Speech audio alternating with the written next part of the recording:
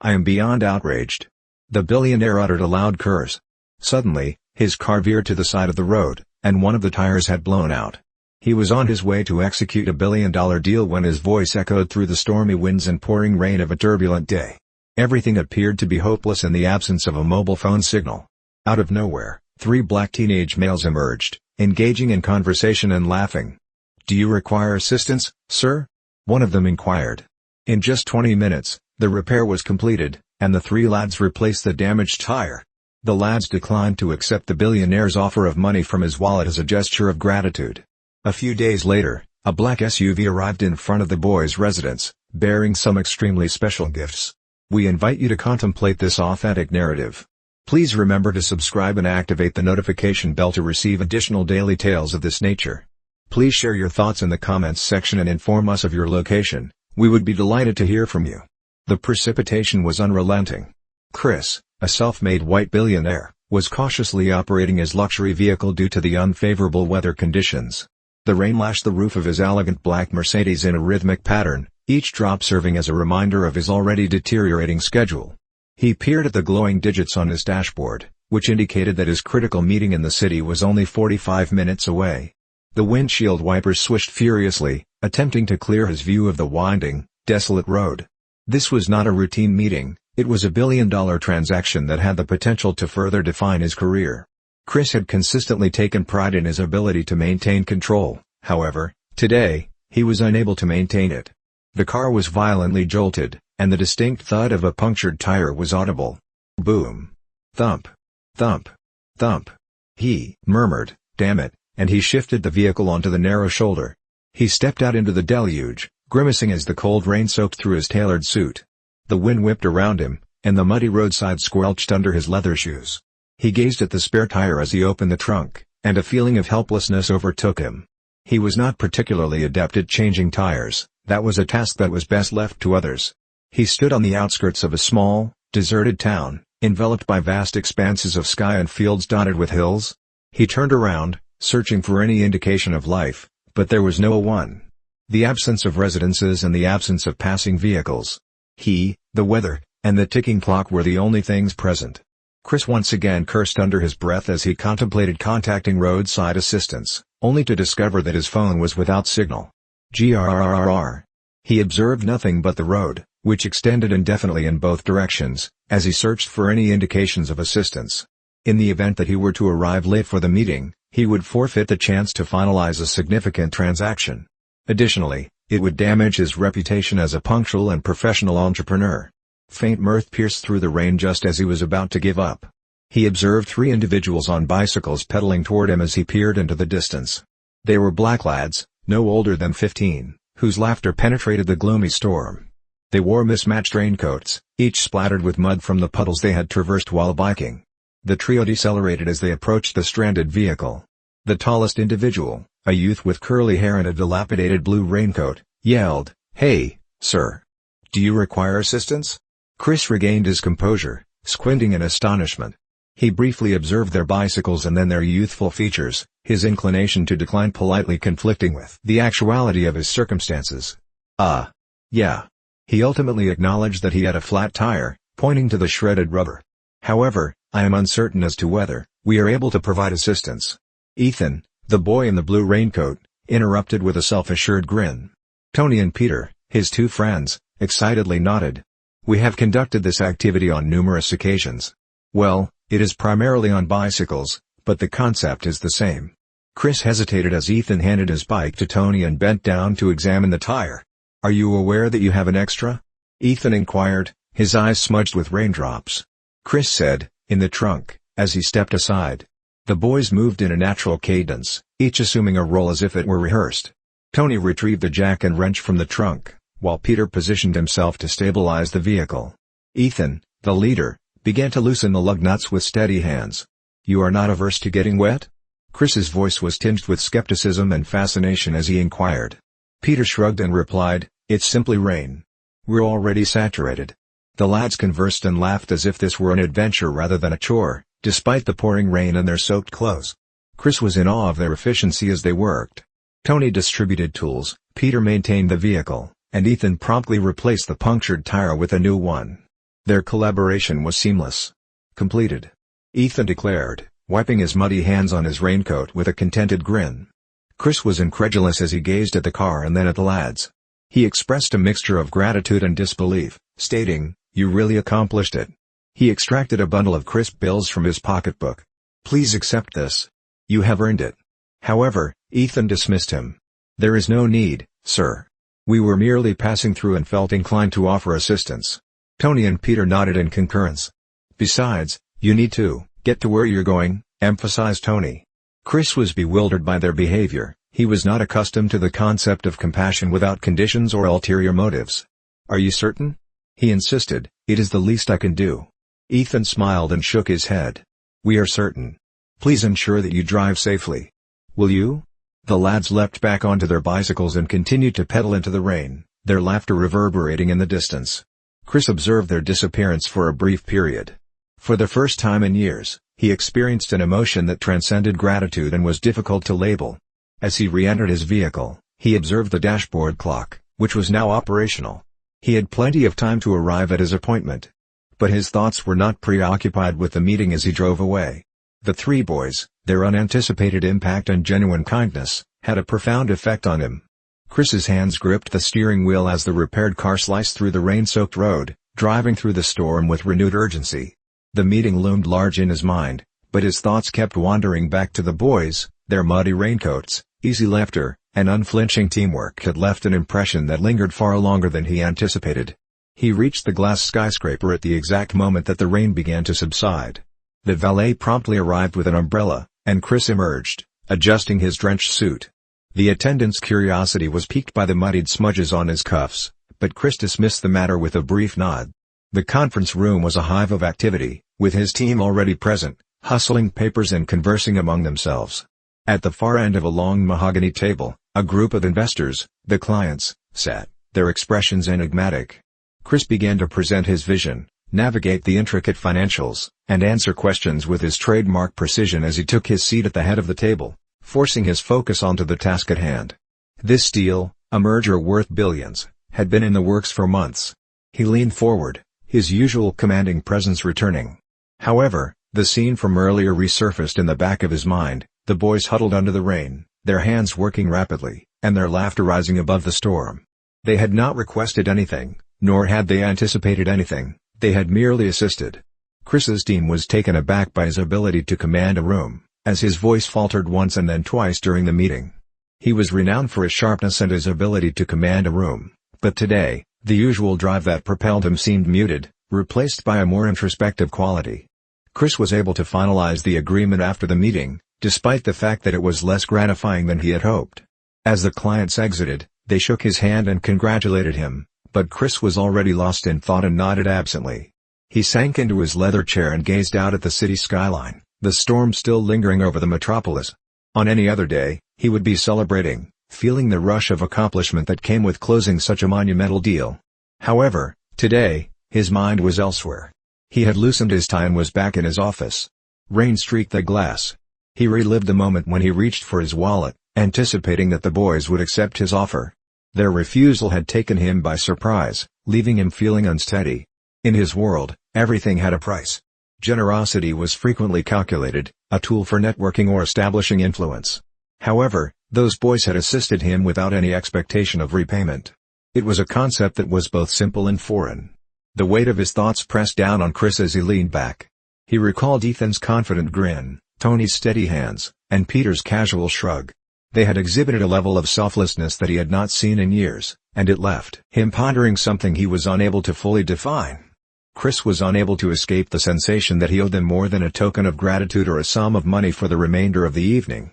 The storm outside began to subside, and the city lights glowed against the damp streets. As he observed the rain recede into the distance, Chris determined to take action.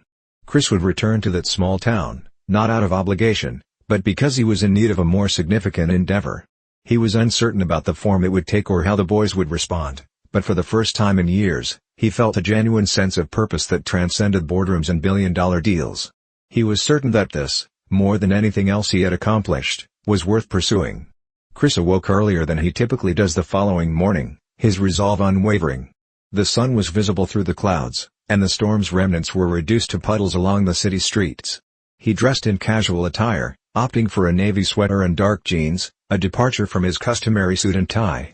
Today was not about business, it was personal. The memory of the boys and their selfless act grew stronger with each mile as he drove toward the small town. Chris knew he could not repay their kindness with a simple gesture. It had to be something meaningful that would show his gratitude while honoring their humble nature. The highway opened up to rolling fields and quiet houses as he advanced. The air was crisp and the earth was fresh and fragrant in the aftermath of the storm. As he arrived at the stretch of road where the flat tire had halted him, he slowed his vehicle as he neared the small town, scanning for signs of the boys. It was not long before he spotted them. Chris smiled as he parked his car across the street and stepped out. Ethan, Tony, and Peter were all congregated outside a modest diner, their bikes propped against the wall, and they were laughing, the kind of carefree laughter that is indicative of childhood and friendship. Ethan was the first to observe him as he crossed the road. "Greetings, it is the individual from yesterday," he shouted, causing his friends to nudge him. The features of the other two individuals lit up in recognition as they turned. Tony greeted, "Hello, sir," in a nonchalant yet cordial tone. "Is the car operating smoothly?" Chris grinned and nodded. "It is because of you three." He took a moment to observe the bicycles that were propped up against the wall. "Do you mind if I join you for a moment?" The lads exchanged glances before collectively shrugging. Peter indicated the bench outside the diner with his hand. "Certainly," he replied. Chris sat down. "I wanted to express my gratitude for your assistance yesterday in a manner that was both appropriate and appropriate. Your assistance was unnecessary, but it had a greater impact than you may have realized." Ethan smiled. "It was of no consequence. You appeared to require assistance." Tony responded, Yeah, and we were already soaked. I figured we might as well do something useful." Chris laughed and shook his head, remarking, "You three exhibit more generosity than the majority of individuals I have encountered in my lifetime." Peter's arms were crossed as he reclined back. "It is simply what you do, correct? Would you be willing to assist someone in their time of need?" Chris briefly examined them, and their sincerity once more caught him off guard. He reached into his pocket and extracted a small notebook that he had brought to record ideas while traveling. "I am aware that you did not anticipate any compensation for your actions," he stated, "but I would like to show my appreciation for each and every one of you." The lads' expressions were a combination of caution and curiosity as they gazed at one another. "In a manner similar to?" Ethan's tone was measured as he inquired. "Well," Chris said, leaning forward, "how about I repair your bikes or purchase you something you have been desiring for some time? Something that is functional. Consider it my method of expressing my gratitude." Tony shook his head and frowned. "You are not obligated to do that, sir. We are in excellent health." Peter further stated, "Yes, we were not seeking a reward." Chris smiled and raised his hand. "I understand, but this is not about rewards. Paying forward the benevolence you extended to me is the objective. Allow me to assist you." "Well, there is something." Ethan hesitated, gazing at his companions. Ethan continued, "There is a community center where we occasionally convene." Tony and Peter exchanged curious glances with him. "It is in a state of disrepair, with roof leakage and antiquated machinery. They have been endeavoring to raise funds to repair it, but progress has been sluggish." Chris reclined in contemplation of this. "A community center, huh? That appears to be a matter that warrants assistance." Ethan nodded in agreement. "Yes. This is the location where a significant number of children go after school. It is crucial to the community." Tony further stated, "If you really want to do something, maybe you could help them out instead of us." Chris smiled, a feeling of pride rising in his chest. These lads were not only kind, but also thoughtful, advocating for their community even when they were offered something for themselves. "All right," he said, standing up. "You have a deal. I will investigate the possibility of addressing the community center." The lads' enthusiasm was subdued by their humility, as evidenced by their grins. Ethan extended his hand and said, "Thank you, mister." Chris firmly shook it, gazing at the triumvirate with a newfound respect. "No," Chris replied, his voice remaining unwavering. "Thank you. You served as a reminder that the world could benefit from the presence of more individuals like yourself." As he returned to his vehicle, he was invigorated by a newfound sense of purpose. He was determined to contribute to the preservation of the unique qualities of this small community, and assisting the boys was merely the beginning. The image of their smiling faces remained with him as he drove away, serving as a reminder that even the most insignificant acts of compassion have the potential to generate ripples that extend far beyond their immediate context. Chris returned to the small town the following week, this time with a plan. He had made a few calls, pulling strings that only someone with his resources could. However, this was not about flexing his affluence, it was about using it for something that truly mattered.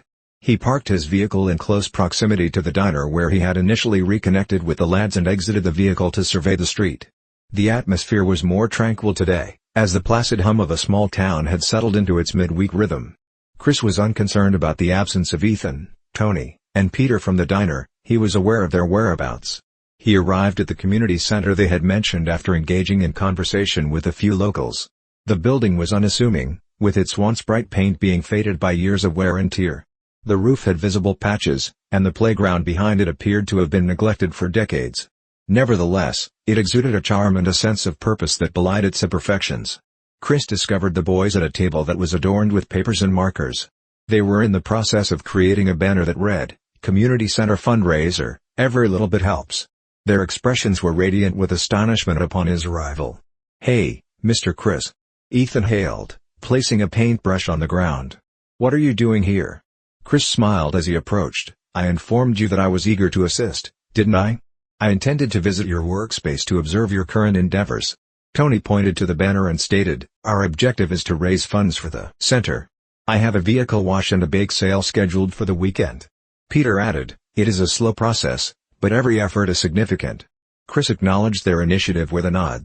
"You three are unlike any other group, you are aware of that? But I believe we can expedite the process slightly." The lads exchanged curious glances. "What do you mean?" Ethan inquired with caution. Chris bowed to their level, his demeanor both serious and compassionate. "I reached out to a few individuals, including friends in the construction industry, equipment suppliers, and a few local business owners. They are all committed to assisting in the renovation of this establishment." The lads' eyes were wide with disbelief as they gazed at him. "Are you for real?" Tony inquired, his voice scarcely rising above a whisper. Chris nodded in agreement. "Indeed. This center is crucial to your community, and you three served as a reminder that assisting others can be more meaningful than any material possession. The restorations will commence the following week." Ethan's expression was characterized by a smirk as he gazed at Tony and Peter. "Did you hear that? He is going to repair the center." Peter's enthusiasm was palpable as he leapt to his feet. "This is truly remarkable. It will be a hit with the children." Tony, who was always the practical one, slightly frowned. "How much is all of this going to cost you, Mr. Chris? It is unnecessary for you to allocate such a substantial sum solely for our benefit." Chris stood up and chuckled. "Tony, this is not solely for you. It is intended for all individuals who utilize this location, both currently and in the future. Furthermore, I assure you that it is entirely worthwhile." The boys were ecstatic, but Chris was not yet finished. He turned to the door as a woman entered, her arms laden with papers and a weary smile on her face. She halted upon recognizing him. She greeted me with a courteous yet cautious tone. "My name is Karen, and I am the director of the center. Is it possible for me to assist you?" Chris extended his hand, stating, "I believe I am here to assist you, Karen. The boys informed me of the task you are conducting here. I am interested in contributing." Karen's irises widened in surprise. "What is the pitch?" Chris pointed to the structure and stated, "I am in the process of coordinating a complete renovation, which will include a new roof, an updated playground, and appropriate equipment for the children. Please do whatever is necessary to transform this location into the ideal environment." Karen's mouth was concealed by her hand as she blinked. "That is, I am at a loss as to what to say." Chris responded with a cordial smile, "Say yes, and please inform me of any ways in which I can simplify your responsibilities." Karen's voice was trembling with emotion as she gazed at the lads and then back at Chris. "Certainly. Without a doubt. I am grateful." In the subsequent hours, Chris collaborated with Karen and the boys to develop a comprehensive strategy. The renovations would commence immediately, commencing with structural repairs and the roof. Chris took notes as Karen passionately discussed the programs they wished to provide but were unable to do so due to the building's condition. The boys' enthusiasm for the playground and activity areas was contagious, and they contributed numerous suggestions. Chris finally departed that evening as the sun was setting, illuminating the small town with a golden glow. He gazed back at the community center, envisioning a place that was not only functional but also flourishing, brimming with potential and merriment. Chris experienced an internal transformation as he drove away. This was not merely a project, It was an opportunity to make a lasting impression and pay tribute to the selflessness of 3 boys who had served as a reminder of the significance of compassion and connection. He smiled and tightened his grasp on the steering wheel. Chris experienced a sense of belonging for the first time in years. Renovations commenced.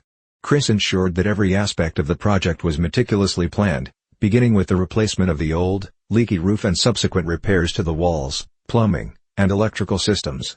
This was not merely a restoration, it was a complete transformation. Teams of workers arrived at the community center the following week. Ethan, Tony, and Peter were present at the center every day after school, observing the transformation in awe. They provided assistance in any way they could, such as carrying tools, clearing debris, and even painting walls. The construction workers quickly developed a fondness for the boys, often engaging in playful banter and allowing them to assist with minor tasks under their supervision. Chris visited the center frequently, observing the progress and engaging in conversation with the workers. However, his most enjoyable moments were the breaks, when he would sit outside with the boys and Karen, contemplating the center's future. Chris developed a stronger sense of connection to the community and the project with each passing day. On a bright Saturday morning, as the workers were completing the final touches on the new playground, a crowd began to form. The renovations had been announced to the town's families, and the excitement was palpable.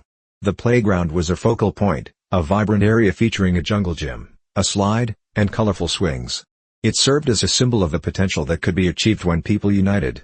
Karen's expression was a combination of gratitude and amazement as she turned to Chris, as he observed the final pieces of the playground equipment being bolted into position. She said, her voice soft, "I don't think we'll ever be able to thank you enough." Chris smiled and shook his head. "Karen, this is not about gratitude. This location will hold significance for a multitude of individuals. That is all I require." She nodded, but her eyes were aglow. "Chris, you have accomplished far more than merely repairing a building.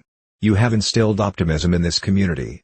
Chris was unable to respond as Ethan, Tony, and Peter rushed over, their faces brimming with enthusiasm. "It has been completed. The playground has been completed." Ethan pointed to the workers who were stepping away from the newly installed apparatus and exclaimed, "Look." Chris gazed at the boys, their enthusiasm infectious. "You 3 should be the first to test it out," he said, gesturing toward the playground. The boys sprinted toward the swings without hesitation, laughing as they climbed aboard.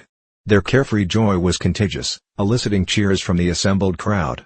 Parents observed with a grin, and children began to form a line to participate.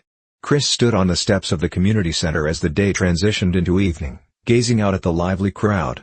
Children played, people interacted, and merriment reverberated throughout the space. Karen joined him, offering him a cup of coffee. "You have transformed this location, Chris," she exclaimed, her voice brimming with emotion. "However, I believe that you have also transformed yourself," he chuckled as he sipped from the coffee.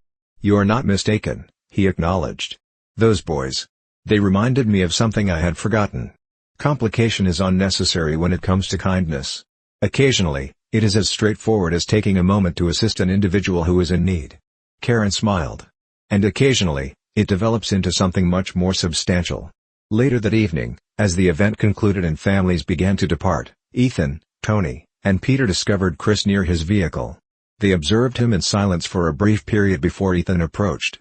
"Mr. Chris, we simply wish to express our gratitude," Ethan stated, "not only for the center, but for everything." His tone was sincere. Chris kneeled at their level, gazing intently into each of their eyes. "No, thank you. I would not have recollected the things that are truly significant if it were not for you 3. Tony's hands were buried in his pockets as he shifted. "We were merely attempting to assist with a flat tire," Chris chuckled, reaching out to touzle Tony's hair. "You accomplished more than that, Tony. You assisted me in repairing an item that I was unaware was defective." Peter's eyes twinkled as he smirked. "Well, if you ever require assistance again, you know where to find us." Chris stood and smiled warmly at the guys. "I believe I will take you up on that offer at some point." Chris stood by his car as the boys waved as they walked back toward their families. He watched them depart, and a profound sense of fulfillment settled over him. Chris did not experience the emptiness that had previously been his constant companion as he drove away that evening. Rather, he felt complete. The community center was not merely a structure, it was a representation of the potential that could be achieved when individuals joined forces and opted for benevolence over indifference. Become a part of the movement for justice by subscribing to the channel, sharing your views in the comments, and incorporating these stories into your daily routine. Together, we can effect genuine change.